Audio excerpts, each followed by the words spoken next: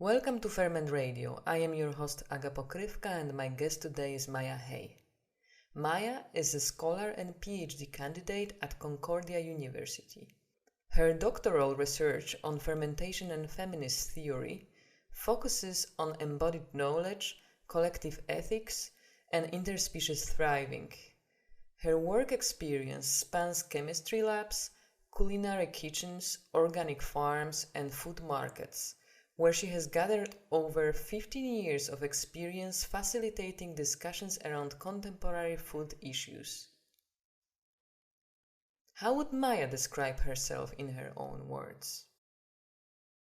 I describe myself as a food maker and a researcher. Although, to be quite honest, I feel like so much of that question is, it's such a complex question that I find myself like adapting to whoever is asking me, because how I present myself at the university and like a research circle is very different than how I would talk with, like chefs and, if I was a fermentation consultant. And so I maybe the best way to describe me is that I really enjoy making food, I really enjoy studying food, and I really enjoy making food with other beings, whether that is other people or other microbes. Do you remember when this realization happened? When did you start to actively use fermentation in your work? I came from a nutrition background, and when I was studying nutrition, I found it a bit problematic. I found it a bit problematic because it was very prescriptive, like the idea of eat this, not that, and eat this many grams, do as I tell you, and I had a really big problem with that because I thought, well, who am I to tell you what to eat or what to do? Like, I don't know anything about you. And at the same time, I didn't enjoy being told what to do and what to eat, especially because I saw so many discrepancies between what I was taught in school as being healthy and then the different like lived experiences and food cultures that I grew up with. And so I was really interested in, well, what can we learn together and what food truths can emerge from different cultures, right? And truths being plural, that there's not one answer to doing things, but many ways of doing the same thing. And so when I started to kind of rack my brain around, what crosses cultures, what is something that's not just a fad right now, but has historically been in place, and, what's a bit more like back and forth and a bit more conversational than this prescription, all roads kind of led me to the idea of fermentation, because it is working with not just food ingredients, but working with an environment, working with microbial life. It is certainly an international, it spans different food cultures across the world, but it also spans history, right? And also spans species, one could even argue that, there are different, not just humans who ferment, right? So yeah, that's kind of how I got to that. And ever since then, I've just been going really deep down that rabbit hole. Since we are talking about fermentation and that directly involves microbes, and I think there is a lot of superstition or kind of ideas in the society about microbes, that they are basically bad. What is your opinion? Are microbes good or bad or neither of those? Yeah, I think the very idea of categorizing, that's the bad part, right? That to categorically say these things are good and these things are bad, that's our problem, right? Not the species itself. And that's not to say that certain species are capable of inducing harm, sure. But there are many things that can induce harm, and often it has to do with the right context, right? And it also has to do with perhaps even quantity. Anything can kill you. Water can kill you. If too much of a dose, caffeine can kill you at too much of a dose, right? So I feel that when we start to kind of make these generalizations, that is really the problem, rather than are microbes good or bad or otherwise, right? And so I tend to kind of not really subscribe to the idea of, well, these ones are helpful and these ones are harmful, or these ones are probiotic and these ones are pathogenic. because I think one of my favorite examples is there's a lactobacillus species that when it is in yogurt, it is considered probiotic. And then if you change the context and you put it in beer, it's considered an off flavor. And so the entire beer is just like tossed out.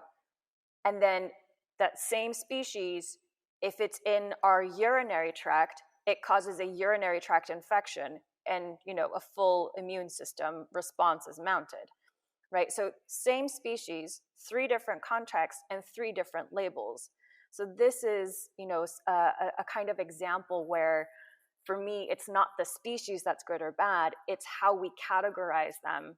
And any sort of binary of good, bad, or helpful, harmful, binaries are never innocent. It's not a spectrum. It's always a vertical relation, right? Good will always be better than bad. And so it's kind of binaries to me like that are never really helpful in terms of promoting a diverse or, inclusive environment. And I think part of the goal and the hope for fermentation is that one can create, a diverse and inclusive environment. Since we started this topic about the binaries and like prejudice related to microbes, I wanted to maybe shift to how fermentation is perceived in a society. Especially recently, it became very popular or very hip. There is lots being said, like about superfoods which are fermented, and whole, green capitalism is earning money on it. Of course. Well, now I started to shift by myself to the dark side of fermentation, but maybe I wanted to talk a little bit about that. Yeah, what do you mean by dark side of fermentation? It's a little bit of using fermentation for becoming stronger, healthier, maybe prettier. So kind of using microbes for our own benefit. I don't want to say that this is necessarily bad, but I think that it kind of leads to this like a feeling of a superiority. Oh, we can control here some environment, so we can benefit out of it. The way that fermentation seems to be taken up right now is in this sort of it's either in like a health way, like using fermentation to better one's health, or sometimes it's used in like a sustainability way, using microbes to minimize waste or to recycle waste. And then there's also the kind of like desire and pleasure, right? Using fermentation to kind of find experiences that one hasn't found before, right? And in each of these situations, it's kind of, I agree with you that it's very narrowly focused on kind of human benefit. It's not necessarily, it's still thinking about humans as the end user, and that to me is a bit problematic, because if we only think about human health, then what does that say about the 1 kilogram of microbes that live in our intestine, let alone all the others that live on our skin and our nostrils and all sorts of places and crevices on our body, right? And if we're only using fermentation to kind of minimize waste and like compost all the things in the environment and to quote save the environment, well, like whose environment are we actually saving? It's pretty much I'm not sure that that's really an effective way of being mindful about others on this planet. And certainly for like the taste capacity, I find it very fascinating that restaurants and R&D labs are searching for all of these delicious potentials that come out of food, like using the end of a celery butt to make vinegar, or fermenting fish scraps in order to make a garam or umami based sauce. Like those are fascinating, especially when we start to look at like insects and whatnot. But at the same time, it's like, well, is that what does that do beyond the person who is dining at that restaurant? I feel like the scope is just so limited. Like, we're not really thinking about a system scale anymore, right? We're not really thinking about the bigger picture anymore when we only think about using fermentation and using fermentation for personal gain, right? And I think part of that is also because fermentation used to be the only way of life, right? That unless you fermented things rotted. This was, before the fridge, this was one way to preserve foods for when there wasn't enough food over like winter or colder months, or when there was famine. And when it was also usually a community thing too, right? So when you remove the necessity of it, and when you remove the communal aspect of it, I feel that there's something a bit empty in just saying, well, I'm using fermentation so that I can maintain, the optimal gut health. I'm not saying that one should not, especially in the current climate, right? Where medical systems are failing left and right. And certainly, I think that if one can compost, sure. But I think that there's so much more that could be done on that system scale if we think about necessity once more, if we think about communities once more, if we think about, who is this ultimately benefiting? And if it is only me, maybe I could do better in how to approach the idea of fermenting. Who else can I involve? And who else can I, bubble up with, right? I guess this is a question also about the relationships. Absolutely. Because probably humans do not perceive usually the microbes as collaborators, Sure. but more something which should work for our benefit. Absolutely. And I think that, even the idea of collaborators is, I think, like, we don't really have a way of describing that relationship, right? To me, like, collaborators is something that's very conscious and very, the expectations are clear on both sides. Going in, we're both wanting the same thing. But the fact of the matter is, we have no idea what microbes want. We have no idea. We can presume that they want to live, right? But that's about it. And so, yeah, we have no way of really thinking about this kind of other invisible parts of ourselves, and in such quantities and in such diverse populations, right, that we can't even keep them straight. Like, that is, I think, if we can start to think about who we are, and we as in each individual is not just one single being, right? And if we start to approach the individual as a more holistic system, like the human body as an ecology, that I think has tremendous potential for health.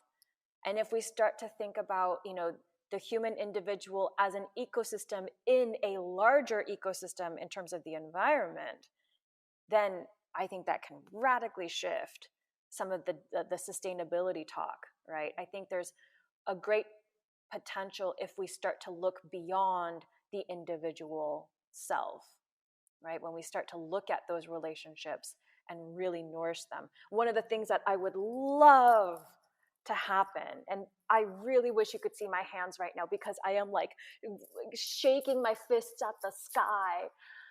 What I wish for the world is the X-ray vision, but like microbe vision. If we could just see and identify and just understand how many different types of microbes are always around us at all times, I think that would really change things.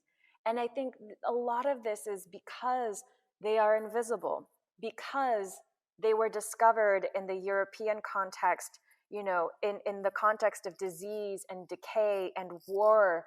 Like, it already has such a bad rap.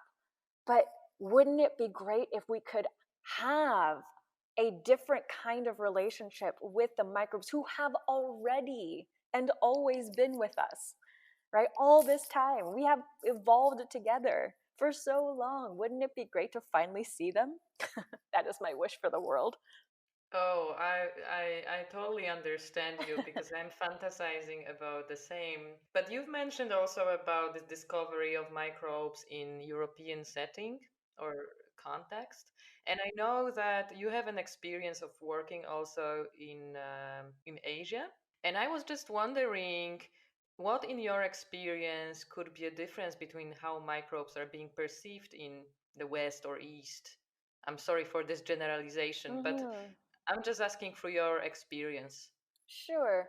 I mean, I can really, I think, speak to what I learned from my field work. I don't know if I can speak on behalf of all of Japan or all of Asia, but I think one of the main differences that I found in talking with folks there is that there's at least a history of a different relationship, a perceived relationship between man and nature, that between Japanese folklore and geography and climate and like a collectivism that's made it really easy to understand humans as being embedded inside nature, right? That humans are part of nature, never separate from it. And that's evident in the architecture, for instance, of the old houses, right? How these large sliding doors would open to let nature pass through. And in contrast, what I find in the quote West is that man and nature are very separate, and that part of what maybe defines, or like the belief, the ideology that man has evolved to overcome nature, right? They've built these boundaries and technologies to kind of overcome and keep those boundaries intact, so that man is immune from nature. I think is perhaps one of the main differences, because microbes are considered as part of that nature, right? And so, when I was working at a sake brewery, there's one of the main ingredients of sake is called koji, and koji is a rice malt, and it's a in order to make koji, you need a mold, and a mold called Aspergillus oryzae, and that mold originally came from the rice fields, right? They was growing already onto the rice fields. And so there was already this kind of understanding that, oh, let us continue to work with what we have. And what we have are these natural resources around us, as opposed to this sort of harsh line of, no, we are separate and we need to keep ourselves separate from the natural world, right? And those are very simplistic terms for sure. But I think, that perceived relationship of already being part of nature is, I think, a main difference. And then, just a different history, right? That Louis Pasteur, as I mentioned, discovered microbes in the context of disease and decay. And it was also during like some pretty difficult wartime animosity between kind of European countries. I don't know if you've ever heard the story of the beer of national revenge. Have you heard this story? No, I haven't. So please, you'll have to fact check me, please, because I can't remember the exact names. But there was a particular war between France and Germany, and it was over the kind of Alsace region. And Alsace is one of the main hop growing regions in France. And so when France lost in that war, they also lost part of Alsace to Germany. And with it, they lost the hops, the capacity to procure hops nationally, right? And so, well, what does hops do? Hops is considered a preservative. And so without it, a lot of the French beer started to spoil. And so Louis Pasteur, in like this totally nationalistic, super prideful moment, set off on this whole research journey because he wanted to make, quote, the beer of national revenge, to get back at like reviving the beer economy of France without Alsace and without Alsatian hops. So, to me, that sort of history of contention and constantly trying to overcome an enemy, right, is really what fueled the Western idea of learning how to command microbes at will, as opposed to learning what they do and what they can do and how they are a part of us and part of our bodies and part of our worlds, right? That it always kind of became framed in this like commercial or political conquest, right? So yeah, that the historical differences are, I think, noteworthy too. And of course, in the modern age, of course, both of the things that I've just mentioned are, a bit fuzzy, right? That especially with globalization, that there's, certainly a more Western understanding of how good or best practices or what protocols ought to be. Whatever differences may have been worth noting, I think are starting to, if not already, dissolve. What would be your advice or idea how we could communicate with microbes the way how we are right now, how we can live alongside with them?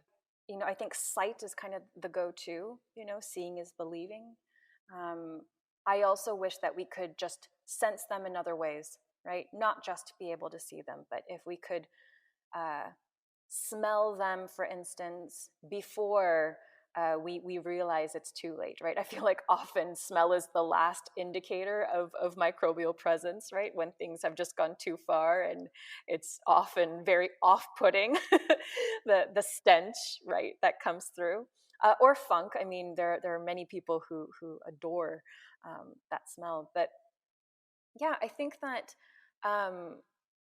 when we start to think about fermentation as not being a formula, right? That fermentation isn't just take a food thing and add a microbe to it and voila, you have fermentation, right? But instead, if we were to then approach fermentation as being about creating environments that are conducive to change and inclusive environments that are conducive to ongoing change, I think there's like a wonderful opportunity there to then make spaces that are worth living in, and not just for us humans, right? So that's like maybe the one way to think about living together, is to create environments, and not just physical environments, but also social environments that are spaces that are worth living in, and spaces that are conducive to this kind of ongoing invitation to as many and as different beings as possible. And then with that environment, I think that kind of thinking about that kind of shared environment also means that we have to really tune into what's in that environment, right? And that engages our entire bodies, it engages all of our senses. And so it's more than just nonverbal communication. We have to really be aware of ourselves in space. And dancers know this, and I think anybody who moves their body or is kinesthetically, practicing, knows this concept of proprioception, which is, the physical understanding of self in space, right? This is actually, proprioception is what like scuba divers and astronauts, they actually condition their brains and like they condition their bodies to no longer be proprioceptive in order that they don't get motion sickness from zero gravity. So, it goes to show that it's a really grounding thing to be proprioceptive. And, how often do we totally just get into our heads about something, right? And totally become disembodied, right? Just completely out of our bodies and into our heads.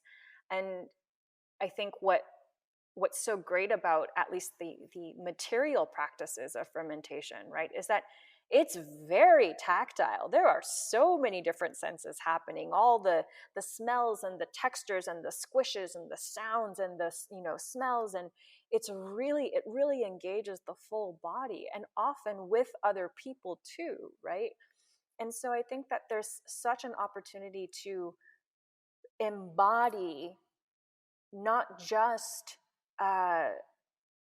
these ideas and these practices of, oh, I'm creating this environment for ourselves, but to actually practice them in a very practical way. So I wonder, is it something you can train yourself in, or it's something which you are like predestined somehow? I would like to believe that it is something that can be practiced. And, that isn't to negate the possibility of others having this wonderful, sense. I was going to say sixth sense, but I think that some people already argue that there's already seven. So I don't know if we're at eighth sense or what number we're at. Yeah, right. And I think it is something that one can attune to. It's kind of like that tuning fork idea of, wouldn't it be great if we can selectively kind of tune into a different frequency, right? There's so much we cannot see. Microbes are only one of them, right? Electromagnetic frequencies, for instance, right? We can't see them, but they clearly have an effect on the world around us, right? Radiation's another one, invisible, but clearly has an effect around us and clearly has effect on other species, right? And so I think that compared to something like magnetic frequencies and radiation, the kind of frequencies or the kind of vibrations or resonances or the hum of working with microbes is, I think, something that one can attune to and one can develop. And I mean, this is like one of the big questions I would love to ask Sandra Katz, is be like, Sandra Kraut, tell me, how do you know what microbes need or want, right? Because I think that speaks to a larger problem of, we humans always want to assume that the relationship is good, right? That we have these symbiotic relationships, and that's another term, symbiotic, I feel like it's become synonymous with good, but at least in the definition in biology is, symbiotic only means that of the two entities, at least one benefits, right? So in the umbrella term of symbiotic relationships, parasitism is one of them because the host benefits at least one, right? Commensalism is another. Commensalism is where one benefits but the other is unharmed. If you think of like, National Geographic moments of like the rhino or the zebra, and there's like a bird perched on their back and they're like eating the ticks off, the mammal's back, right? Like one benefits the bird, but the other is unharmed, right? The rhino or the zebra. And then in a mutualistic relationship, both benefit, right? And I think that we want to think that microbes are benefiting too, but how do we actually know that, right? Like that's the thing that I always get kind of hung up on, because, well, yes, they're allowed to live at least temporarily in my gut, or on my skin or in my kitchen or wherever. But how do I actually know that they are living their fullest life? I will never know. And so rather than assume that, what if we, just tried to approach the relationship differently? And then I guess we're back at that relationships conversation, right? But I think the idea that we can continue to use other forms of life at will without consequence, just because we can't easily understand them, we just assume that all things are good, I think that'll only just lead us to our own demise. I mean, look at antibiotic resistance. That's exactly what happened, right? We always thought that, well, penicillin, it's going to save us, and it did. And we might not have thought about, well, they get to live their best life by continuing to persist in a petri dish. But clearly there are other factors that really color the relationship, right? And so, all's to say, I think that it can be cultivated. I'd like to think that it can be cultivated. What do you think? Well, for sure, if I ever have a chance to do one episode with Sandor Katz, I will ask him this question.